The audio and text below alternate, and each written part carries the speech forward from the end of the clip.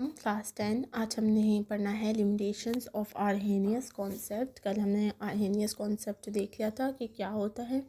आज हम उसकी लिमिटेशंस पढ़ लेंगे। लिमिटेशंस का क्या मतलब होता है कि कौन सी चीज़ें ऐसी थी जो उसमें स्किप थी, जो उसने बताई नहीं हुई थी, और कॉन्सेप्ट किस तरह से जो है ना वो वैलिड होना चाहिए। कोई कॉन्सेप्ट जब भी आप देते हो वो वैलिड होना चाहिए, लेकिन जब उसके अंदर कुछ कमी निकल आती है तो उन कमियों को हम लिमिटेशंस कहते हैं। तो सबसे पहला जो पॉइंट है वो क्या है, this concept is applicable only in aqueous medium and does not explain nature of acid and base in non aqueous medium.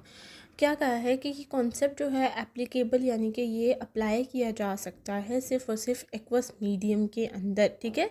यानी कि आपका जो सोल्यूशन है वो सोल्यूशन की फॉर्म में होना चाहिए, उसके अंदर मतलब लिक्विड फॉर्म में अगर आपके पास कोई सोल्यूशन है तो उसी के ऊपर यानी कि उसी के हम एसिड और बेस जो है वो फाइंड आउट कर सकते हैं अगर आपके पास मीडियम जो है वो क्या है, लिक्विड है। लेकिन अगर आपके पास जो है वो नॉन एक्वस मीडियम है यानी कि लिक्विड के अलावा कोई और मीडियम है तो उस मीडियम में हम एसिड और बेस को का पता नहीं कर सकते। तो इसलिए वो क्या कह रहे हैं कि ये जो कॉन्सेप्ट है ये सिर्फ और सिर्फ एक्वस मीडियम के लिए एप्लीकेबल हो सकता है, नॉन एक्वस मीडियम के लिए नहीं होता। सेकेंड पॉइंट उसने क्या कहा, अकॉर्डिंग टू दिस कॉन्सेप्ट, इस कॉन्सेप्ट के मुताबिक acid and base are only those compounds which contain hydrogen and hydroxide ions, ठीक है। जैसा कि कल हमने पढ़ा, इस कॉन्सेप्ट के मुताबिक वो क्या कह रहे हैं कि एसिड वो वाले कंपाउंड्स हैं जो H पॉजिटिव आयंस देते हैं और बेस वो वाले कंपाउंड्स हैं जो कि हाइड्रोक्साइड यानी कि OH नेगेटिव आयंस प्रोवाइड करते हैं। It can explain the nature of compounds like CO2।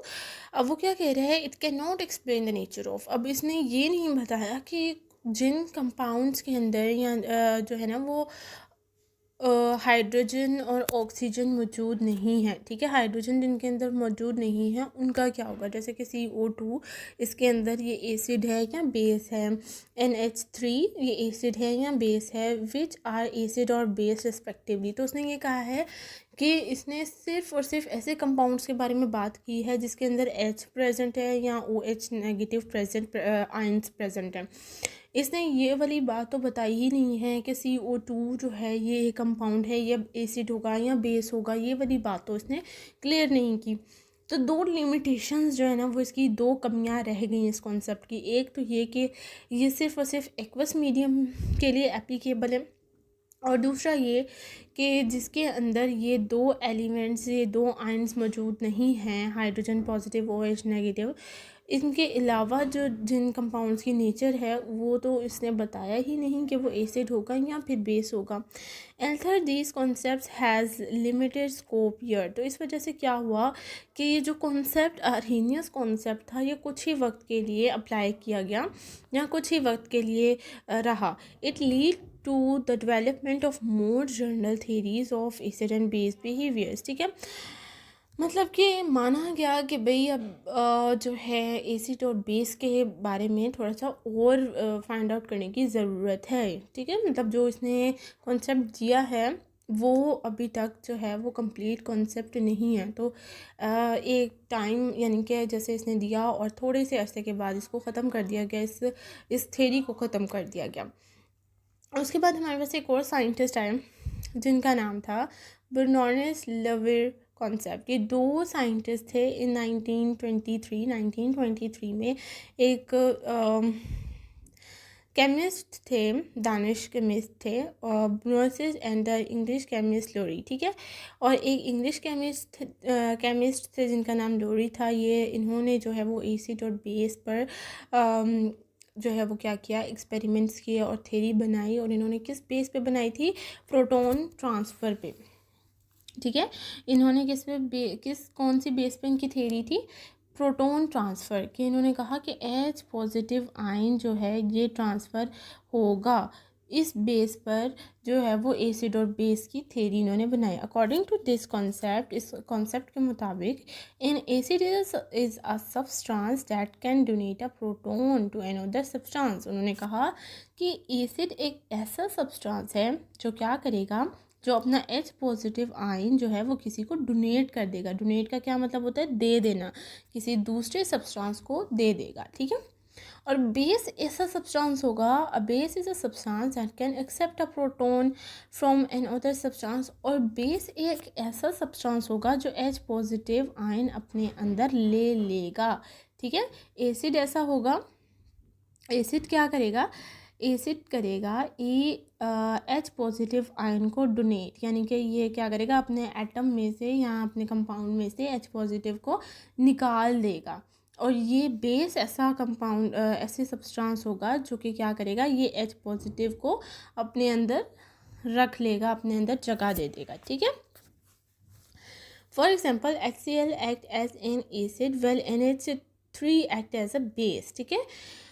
अब वो उसने आपको यहाँ पे एग्जाम्पल बताई है ये वाली लाइन में, और इसका आपको ये करके भी बताया है कि HCl उसने कहा है यहाँ पे एसिड है और NH3 जो है वो बेस है। अब हम देखते हैं कि ये कैसे एसिड है और कैसे बेस है। अगर हम HCl को देखें तो HCl क्या करता है? अगर मैं इसका अलग से वो करूँ, थोड़ा सा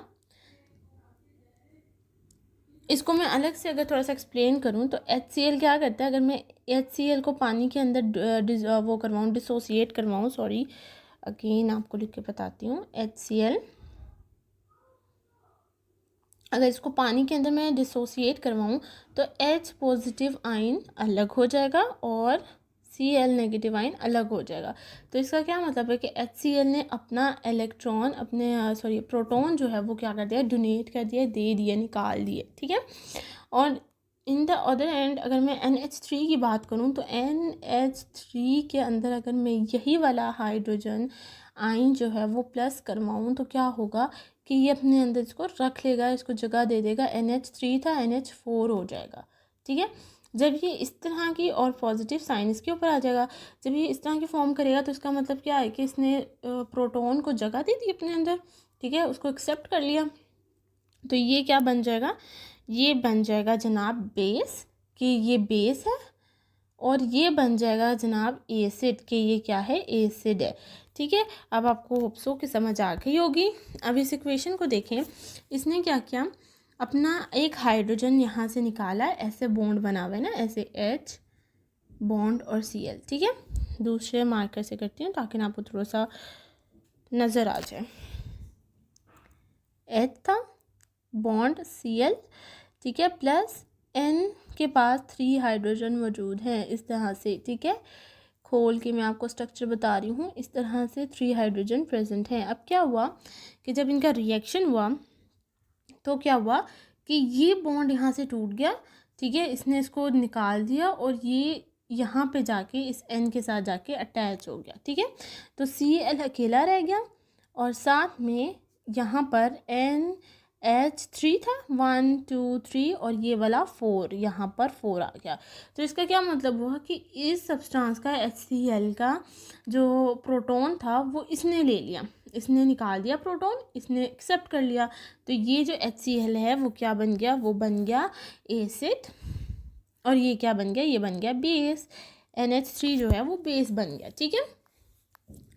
इसी तरह उसने सिमिलरली उसने नीचे जो है वाटर के साथ एसिड को वाटर के साथ करके देखा है, तो वाटर भी H2O जो है वो बेस की तरह एक्ट करता है, ठीक है। बेस और एसिड दोनों की तरह करता है। तो वो हम नेक्स्ट जब हम आगे जाएंगे फर्दर तो हम पढ़ेंगे कि H2O जो है वो एसिड की तरह कैसे बेस करता है। लेकिन फ़िलहाल हमने जो है इसको बेस की तरह लिया है कि ये एसिड है, ठीक है। क्या हुआ?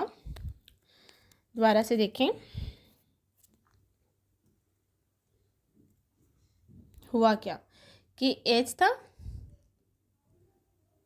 साथ में ये बॉन्ड Cl, ठीक है, साथ में उसने कहा कि वाटर का मॉलिक्यूल था, वाटर का फॉर्मूला इस तरह से होता है, ठीक है। अब क्या हुआ कि यहाँ से ये बॉन्ड टूट गया और ये हाइड्रोजन जो है इस ऑक्सीजन के साथ जाके अटैच हो गया, ठीक है। जब ये वहाँ जाके अटैच हो गया तो क्या बन गया? Cl अकेला रह गया, साथ में बन गया H3, 1 2, और ये वाला 3O नेगेटिव, ठीक है। तो इसका क्या मतलब है कि जो ये वाली चीज़ है इसने एक्ट किया एज अ एसिड और इसने एक्ट किया एज अ बेस, ठीक है, इसने उसका प्रोटॉन ले लिया। अच्छा आगे देखें, इट इज़ सॉरी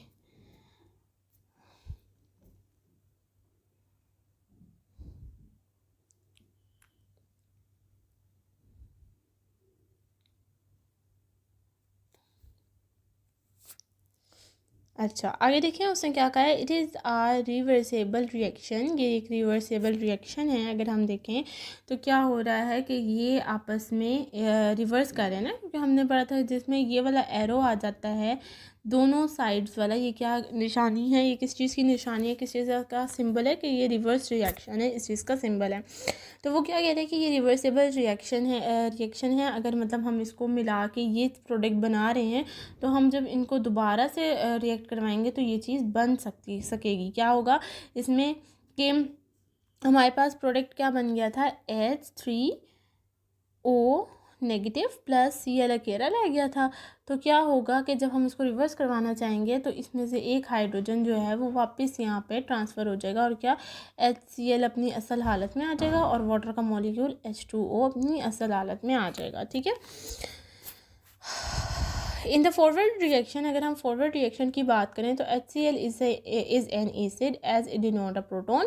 तो HCl क्या है, ये एक एसिड है क्योंकि इसने क्या किया, प्रोटॉन डिनोट कर दिया। वेरेज H2O जो है वो बेस है क्योंकि इसने क्या किया, एक्सेप्ट कर लिया प्रोटॉन को।